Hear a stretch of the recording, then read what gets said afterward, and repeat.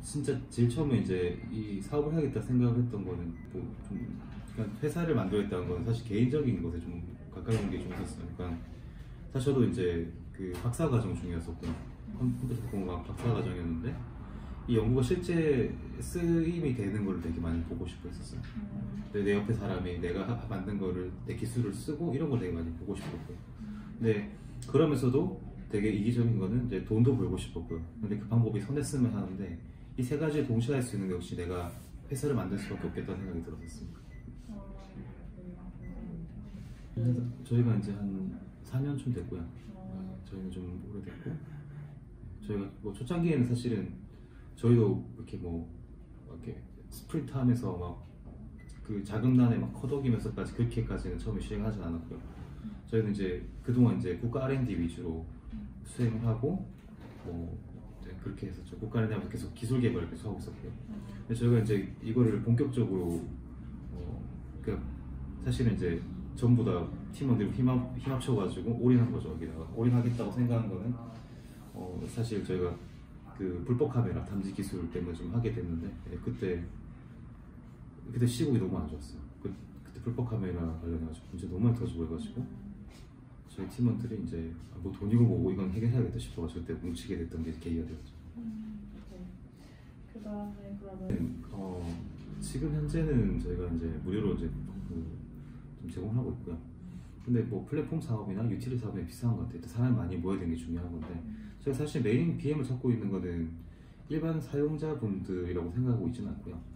관공서나 이제 B2B 이제 뭐 이런 큰 회사 뭐 그런 곳에 저희가 판매를 하려고 하고 있습니다.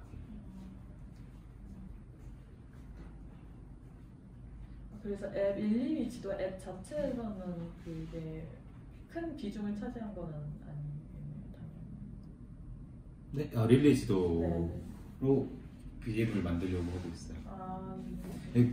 왜냐면 이제 기존의 불법 카메라 장비를 엄청나게 많이 구매를 하시고 많이 쓰고 계시는데 스마트폰으로 할 수 있다면 훨씬 낫다고 생각했어요. 월체 고가 장비였고요. 그리고 뭐 예를 들어서 이제 지금 많이 아시다시피 셀로판지 같은 걸 좀 많이 나눠주세요. 근데 그런 게 탐지력이 거의 없어요. 잘 안 트시더라고요. 근데 그러면서도 이제 스크래치 쉽게 나고 분실력도 있는데 스마트폰이 하나 훨씬 수월하다고 생각했었어요. 근데 다행히 이제 그게 스마트폰 하나 쉽지 않았겠지만 뭐 주위에 이제 뭐 딥러닝이라든지 이런 기술들이 이제 발전에 의해서 그런 걸 할 수 있게 된 환경이 있죠. 그다음에 그럼 되게 심플한 것도 출발했어요. 그러니까 이 공간이 음식이 맛있고 서비스는 좋은데 거기서 안심할 수 있냐 해서 출발했었어요.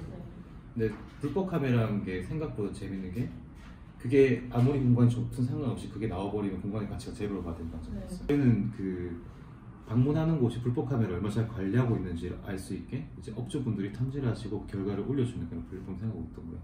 뿐만 아니라 뭐 저희가 이제 뭐 다른 네이버 플레이스나 나왔던 것처럼 그냥 그 공간에 대해서 이런 음식도 팔고 있다, 우리 내부 인테리어 이렇다, 메뉴는 이렇다, 똑같이 그런 거 구사하고 있는데 추가적으로 봤던 건 불법 카메라 관리하고 있는 트레이스 같은 걸 이제 보여주고 싶었던 거죠.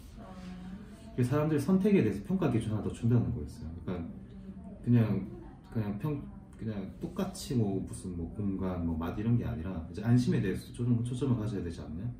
네, 그렇게 생각이 된 거죠. 뭐 사실 매일이 그렇죠. 매일이 머릿속에서 전쟁을 하고 있는 건데 근데 저희가 이제 그 두 개를 이룰 수 있는 거는 저는 이제 그렇게 생각을 했었어요. 그러니까 저희 회사가 하고자 하는 거에서 실제로 딱 두 가지를 지키면 가능하다고 생각했던 게 첫 번째는 우리 회사가 해결을 하고자 하는 문제가 사회 문제랑 맞닿아 있었다고 생각했어요. 그리고 이거 실제로 해결했는가? 네, 그 두 가지만 먼저 토픽에 대해서 사회 문제를 택하고 해결했는가? 이 두 가지에 가지고 사회 문제와 회사에 대한 그거를 이제 그래서 맞출 수 있는 거였어요. 왜냐하면 해결하는 것 자체가 이미 이제 이런 토픽을 해결했으니까 선한 가치를 주기 때문에 선한 이율이 나온다고 생각했던 거죠.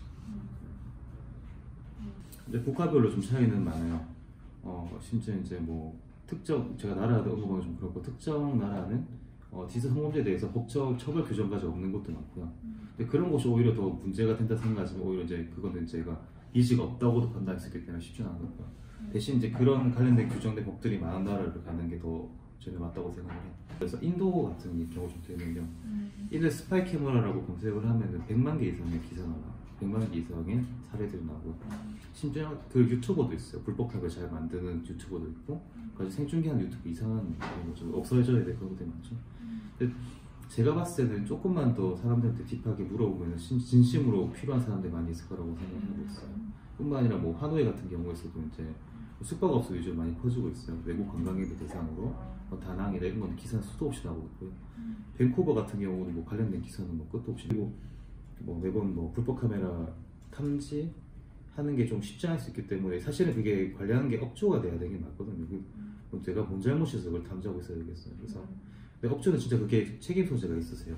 업주는 그게 불법 카메라 발각이 되면은 2번 나면 영업장을 셧다운해요. 그래서 그 사람들이 관리할 수 있는 무언가를 제공하는 것도 중요한 생각하고 있어요. 그래서 성비, 그러니까 저희는 이제 성비를 이제 강제 수집하진 않습니다. 그러니까 그 발로티어적으로 넣으면은 이제 대수집이 되는 건데 저희가 체크하는 바로는 한 35대 65 정도.